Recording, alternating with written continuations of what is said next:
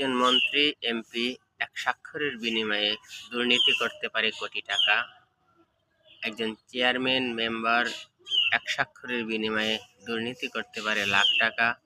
একজন সাধারণ কর্মচারী এক স্বাক্ষরের বিনিময়ে দুর্নীতি করতে পারে 1000 টাকা। অথবা একজন সাধারণ মানুষ ধমক দিয়েই একজন ভ্যান চালককে কম দিতে পারে 10 টাকা।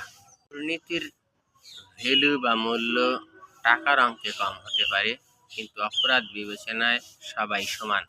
কেননা যার যার অবস্থান থেকে, অর্থাৎ পদমর্যাদা অনুযায়ী যার যার যোগ্যতার অপব্যবহার করেছে।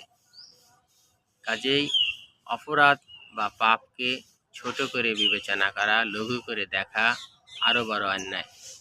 আমরা প্রত্যেকেই প্রত্যেকের জায়গা থেকে অপরাধ, দুর্নীতি, অন্যায় থেকে বিরত থাকব। সেটাই হবে উত্তম আদর্শ মানুষের পরিচয়। ধন্যবাদ সবাইকে।